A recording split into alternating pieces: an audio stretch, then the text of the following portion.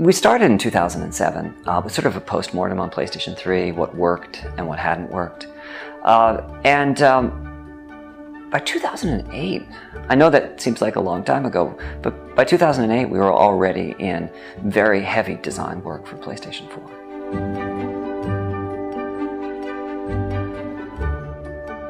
Well, we wanted to make sure that that PlayStation 4 was a powerful hardware, but we also wanted to make sure it was an accessible hardware, meaning that the game creators could focus on their vision for their titles and not get bogged down with technical details. And I think we did succeed in making a console that is quite easy to develop the games for. And that's reflected in the launch lineup. I think we have the strongest launch lineup of any PlayStation console with PlayStation 4.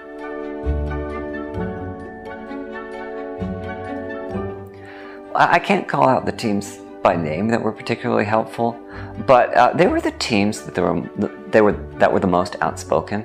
Adam Boyes talks about tea and crumpets, and that's his term for when you're having a meeting and everybody's being oh so very polite. And those meetings are pretty much useless if you're trying to get feedback, because you don't want to hear how happy people are that you're coming and visiting.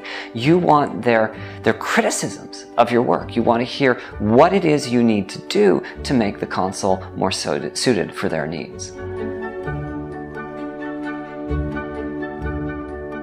I'm very excited that the hardware is indeed very accessible to the developers.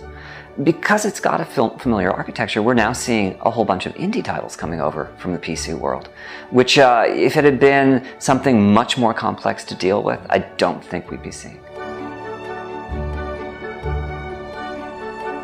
The origin of having both roles is I had a conversation with Akira Sato, who was chairman of Sony Computer Entertainment at the time, about whether or not I should even continue making games. And his advice was a lot of my long-term value to the organization was because I was making games, and if at all possible, I should keep doing so.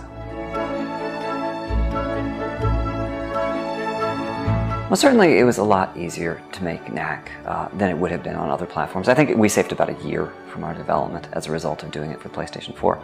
As for what specifically is next-gen about the title, the character is based on a 5,000 object physics simulation. I'd say that's probably the most PS4-focused feature in the game.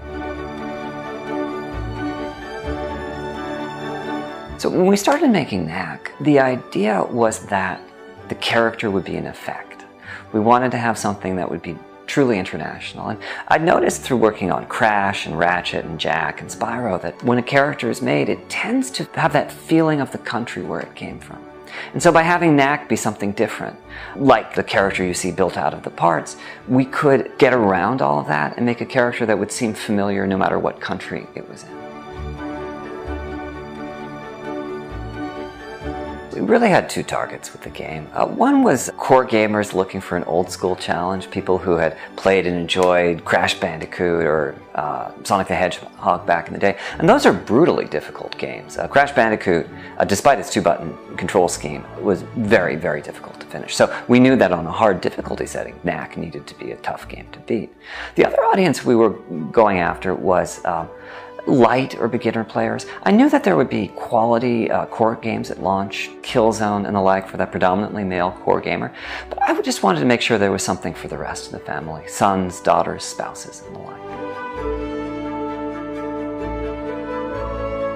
As a gamer, I have a weakness for JRPGs. Recently though, I've been going through the back catalog of the smaller titles. I was playing Limbo, and alternating that with big stuff. Right now I'm about 3 hours into The Last of Us.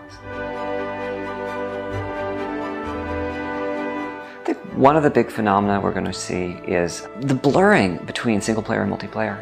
We saw a lot of this at the Ubisoft press conference, games where you'd be playing solo and then suddenly you'd be playing co-op and then you go back to playing solo again. I think another thing we're going to see is living worlds. When we were touring the developers, a lot of them had the same vision for the future, that because there's a hard drive in PlayStation 4, they'll be able to update the game daily, weekly, monthly, which means every time you go back to play it, there'll be something new to experience, new missions, new places to explore, and the like.